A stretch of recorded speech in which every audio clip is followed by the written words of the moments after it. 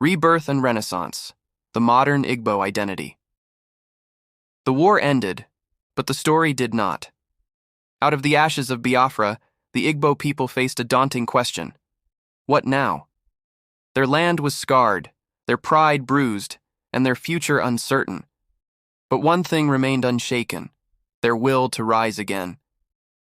Postwar reconstruction. In 1970, as Nigeria declared no victor, no vanquished, the Igbo returned to their homes, to ruins, to silence, and to start again with almost nothing. Denied compensation, stripped of their savings, and excluded from key positions, the Igbo turned to what they knew best: self-reliance, education, and enterprise. The rise of Igbo entrepreneurship. From street stalls to mega markets, Igbo entrepreneurs rebuilt their economy from the ground up. Onitsha, Aba, Niue, these cities became buzzing centers of commerce, ingenuity, and ambition.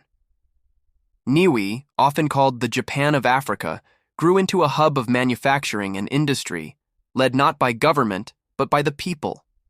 Diaspora and global footprints. As borders opened, the Igbo spirit crossed oceans. Doctors in the UK, tech engineers in California, students in Canada, traders in China. The Igbo diaspora blossomed, linking ancestral pride with global reach. Across continents, they carried the language, the proverbs, the dances, and the memory of where they came from. Culture in a new era. In music, in film, in fashion, the Igbo voice is louder than ever. From Nollywood's dramatic screens to Afrobeat's global rhythms, a cultural renaissance is underway. Even the Igbo language, once feared to be fading, is finding new life. In classrooms, in apps, in the mouths of youth who refuse to forget, modern challenges and the question of identity. Still, challenges remain. Political marginalization, unanswered calls for justice. The memory of Biafra lingers, not as war, but as a question. What does it mean to be Igbo in Nigeria today? For many Igbo youth, identity is both a burden and a badge, a balance between honoring the past and shaping the future. A people reborn. The story of the Igbo is not a tragedy. It is a testament.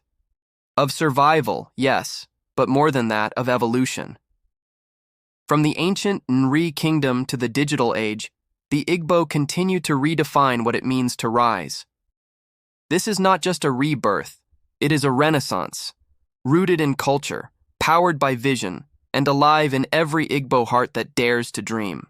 This is the modern Igbo identity, fiercely traditional, boldly modern, eternally resilient.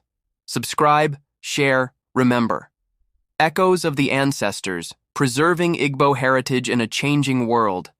They speak through the trees, in proverbs whispered by elders. They dance in the flames of new yam festivals, echo in masquerades, and sleep in the stories barely told. The ancestors still speak.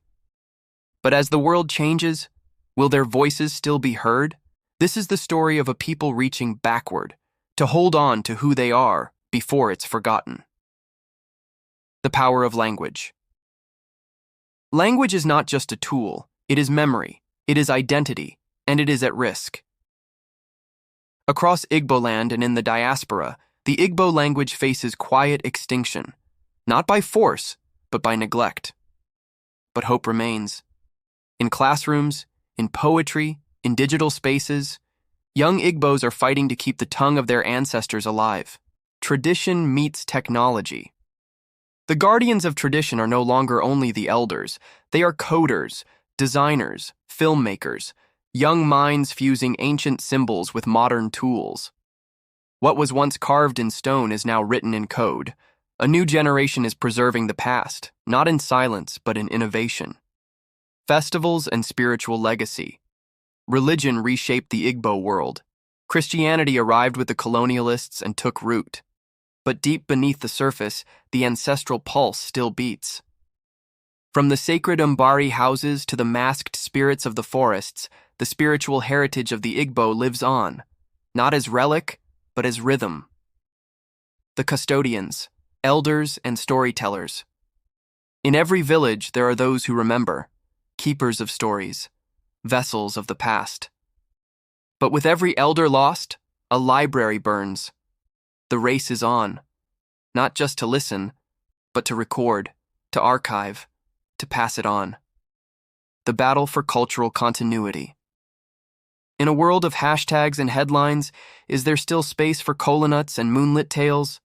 Can one be fully Igbo and fully modern? Many say yes, because heritage is not a chain, it is a root. And the stronger the root, the farther the tree can reach. The ancestors are not gone. They are watching, listening, waiting. And through us, through you, they live on. This is not the end.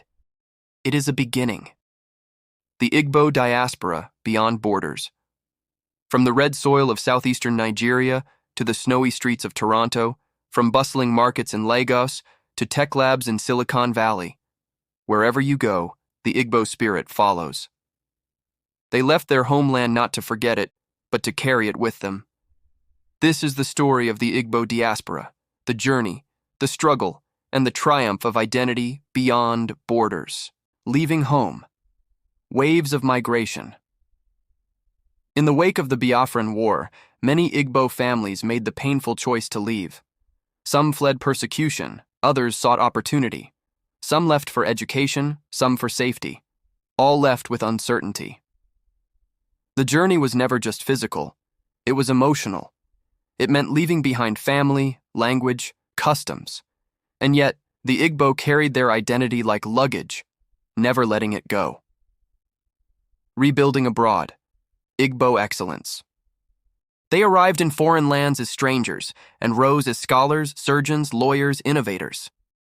In the United States, United Kingdom, Canada, South Africa, and beyond, the Igbo name became synonymous with drive and dignity. In education and enterprise, they stood tall. In communities, they built new homes and kept the flame of their heritage burning bright. The cultural bridge. But diaspora life brought a new challenge. How do you raise Igbo children in a world that doesn't speak their language? From dance classes in Houston to language schools in London, the diaspora has fought to preserve identity, not just for themselves, but for the generations to come. Struggles of dual identity. For many second and third generation Igbos, identity is a tightrope. Nigerian, but not quite. Foreign, but never fully. Home is a memory passed down, not always lived. And yet, from this struggle comes creativity. Music, fashion, film. A reimagined Igbo identity. Global in form, rooted in spirit. Return and connection. More and more members of the diaspora are returning, not just to visit, but to reconnect. Some come to bury a loved one, others to find themselves, still others to invest in the future. They bring back not just money, but knowledge, skills, a different perspective. And with every return, they stitch a broken link in the chain of heritage. The Igbo are no longer just a people of place. They are a people of purpose, no longer confined to borders, but bonded by roots. From Ala Igbo to the world, our story continues. Igbo women, matriarchs of culture and change. They are the unseen architects of tradition, the keepers of markets, the voices of protest, and the soul of the family. For centuries, they have held the Igbo world together. This is their story. This is the story of the Igbo woman, the matriarch, the merchant, the mother of nations. Foundations of power. Long before colonialism, Igbo society celebrated balance between male and female energies, between the physical and the spiritual, and at the center stood women, priestesses, diviners, and custodians of the land. They were not just wives and mothers, they were spiritual authorities, landowners, and negotiators of peace. The Women's War, defying empire. When British colonial authorities imposed unfair taxes, they expected silence. What they got was resistance, fierce, strategic, and led by women. In 1929, thousands of Igbo women rose up in protest, not with violence, but with voices, dance, and defiance. It was one of the first major anti-colonial uprisings in Africa. They called it the Aba Women's War. History would call it the spark of a revolution. Mothers of markets and wealth. While men fought in wars or entered politics, Igbo women built empires of trade. The marketplace was, and still is, their domain. From food to fabrics, they ran complex economic systems. They built networks of solidarity. And they turned business into power. Modern voices, global reach. Today, Igbo women continue to shape the world, not only in markets and homes, but in boardrooms, parliaments, and global institutions. From Adichie's pen to Okonjo-Iweala's policy, from Nollywood to the United Nations, Igbo women are rewriting the script. Still standing, challenges and change. Yet even now, they face barriers, cultural silence, patriarchal systems, violence in the shadows.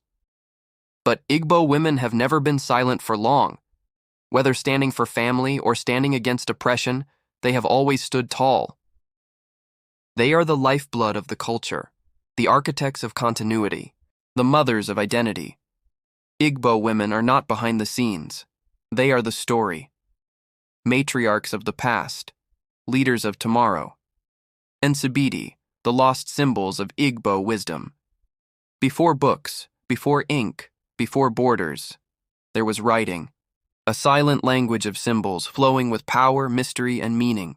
Its name, Nsibidi. For generations it lay hidden, whispered about in secret societies, protected by priests and performers. A sacred code passed through time.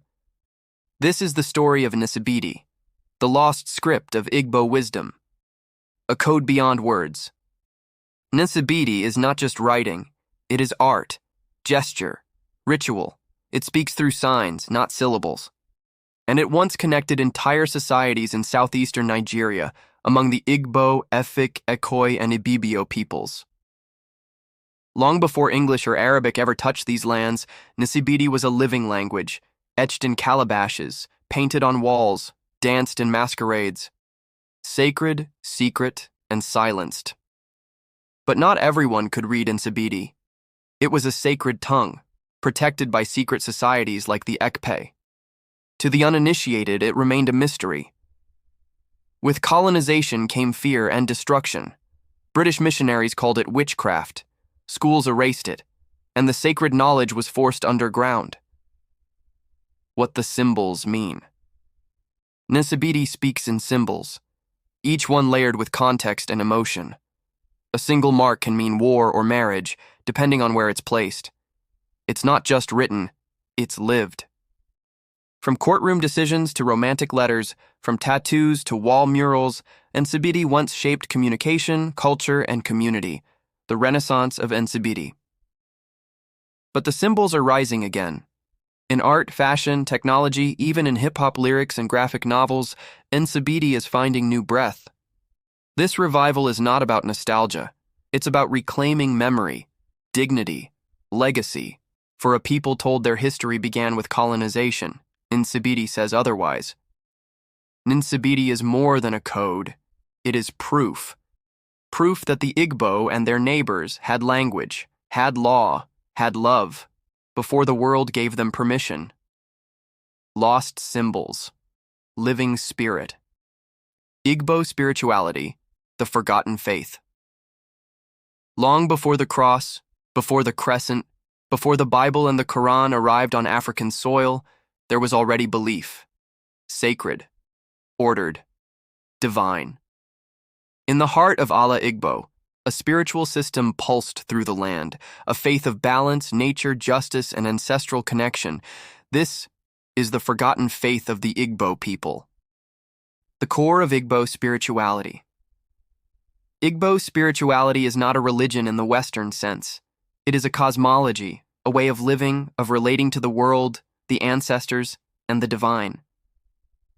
At its core lies Odinani, the belief in universal order. Every person has a chi, a divine spark. Every action must honor Allah, the mother of the earth. Harmony is the highest law. Shrines, symbols, and sacred spaces. Igbo spirituality is rooted in the land. Groves are temples, trees are guardians, The ancestors are never gone. They dwell in the soil and speak through dreams. Rituals mark life's turning points: birth, marriage, harvest, and death. Each act, no matter how small, carries spiritual weight. Priests, priestesses, and dibia. The spiritual custodians, called dibia, are healers, diviners, and wisdom keepers. They do not just treat illness, they diagnose imbalance between spirit, person, and cosmos. They listen not with ears, but with eyes, with intuition, with ancestral guidance. Colonialism and conversion. With colonization came condemnation. The British labeled indigenous faith as pagan, demonic, backward. And the new religions, Christianity, later Islam, offered roads to power, education, and survival. Soon, gods were forgotten, groves were bulldozed, and ancestral voices grew silent, at least on the surface. Whispers of a revival. But now in whispers and waves the faith returns. Among the disillusioned, among the curious, among the ones who never forgot. It is not about rejecting modern religion, but reclaiming what was taken, reconnecting with a worldview that honors balance, ancestry, and the sacredness of all things. Igbo spirituality was never lost, it was buried, beneath fear, beneath shame, beneath centuries of silence, but now the earth is speaking again. Before religion, there was spirit, Uli and aesthetics, the art of Igbo expression. Art, for the Igbo, is not decoration. It is language, it is memory, it is spirit on skin and story on wall, and few traditions capture that better than Uli. This is the story of Uli, a dying yet divine art form that once breathed beauty into the everyday. What is Uli? Uli is not just visual, it's visceral. A flowing, symbolic art practiced mainly by Igbo women, drawn on the body and the walls of sacred and domestic spaces. It is elegance. It is essence. Each line has a rhythm, each shape a whisper of the ancestors. From fertility to protection, every symbol speaks without words. The women behind the symbols. Uli was and remains a woman's domain, passed from mother to daughter, aunt to niece. A craft taught with patience, practiced with intuition. The body became canvas. The wall, a testament. Uli was wearable wisdom, ephemeral, but eternal in meaning. Philosophy in pattern. Uli reflects the Igbo worldview, balance over symmetry, suggestion over detail, simplicity over excess. It was minimalism long before modern design ever caught on. Even in abstraction, there is message. Even in emptiness, there is power. Colonialism and cultural erasure. But like many indigenous arts, Uli faced erasure. Colonial education dismissed it as primitive, churches banned it as fetishistic, and modernization replaced it with concrete walls and imported paint. The stylist fell silent, but not forever. Uli reimagined the revival. Today, a quiet renaissance grows. In galleries, on runways, across digital canvases. Uli is no longer just a memory, it's a movement. The lines are returning, and with them, a lost language of beauty. Uli was never just about art. It was about presence, identity, communication. And as long as Igbo hands draw and Igbo hearts remember, these lines will never fade. The skin may forget, but the spirit remembers. Subscribe, trace the past, ink the future.